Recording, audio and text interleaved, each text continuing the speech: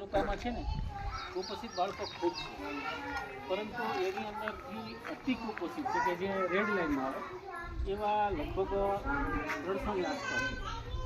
હવે એ કુપોષિત બાળકોનો હાઇટ ન હોય, વજન ન હોય અને નબળું હોય, તો એનો બધા કારણો આપણે જાણ્યા.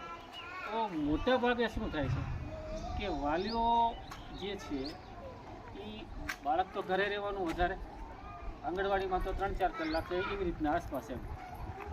હવે ઘરે બાળકને કુરકુર્યું અને બગડ્યું, હવે આવું બધું ખવડાવતા હોય છે, જેના કારણે સારી વસ્તુ જે પૌષ્ટિક આહાર છે ને એ પૌષ્ટિક આહાર લઈ શકતું નથી.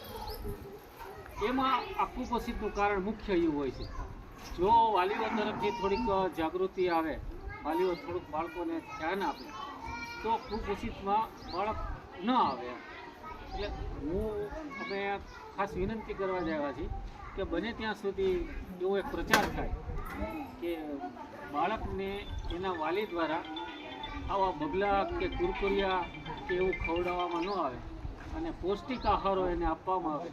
ચણા છે કે સીમ છે, ટૂંકમાં જે કાંઈ પૌષ્ટિક આહારમાં આવતું હોય એ પૌષ્ટિક આહારો ખવડાવવામાં આવે તો સારું. કારણ કે આજનું બાળક છે આવતીકાલનું ભવિષ્ય સ્વાભાવિક છે. તો હવે એ નાનપણથી જો નબળું બાળક રહે તો એટલા માટેથી ખાસ કરીને વાલીઓમાં જો જાગૃતિ આવે ને એવો તમે બધા તમારા ગામમાં સરપંચ થોડુંક આવો બાળક હોય અને વાલીઓને મળીને, આપણે બીજું કાંઈ નથી, ખાલી એની જાગૃતિનો સવાલ છે. કારણ કે એમાં શું થાય, નબળું હશે ને તો બીમારીઓ આવશે, બીમારીઓ આવ્યા પછી આપણે દોડાદોડી થાય, ચિંતા થાય, એના સંદર્ભ કાર્ડ માટે ટૂંકમાં સરકારની સારવાર, આપણે જે કંઈ એને આરોગ્યની સારવાર, આવા બધા વિષયો ઊભા થાય. પણ પહેલેથી જો બાળક સારું રહેશે, તંદુરસ્ત રહેશે, તો આપણને એ ચિંતા નહીં રહે. એટલે ખાસ કરી વિનંતી કે તમે તમારાથી જેટલું શક્ય હોય તો આપણે બાળકો માટે જ્યારે 3 વર્ષનું હોય, 4 વર્ષનું હોય એવા બાળકો અને વાલીઓને થોડુંક આપણે સાહેબ મિટિંગ કરીએ, બરાબર વાલી બોલે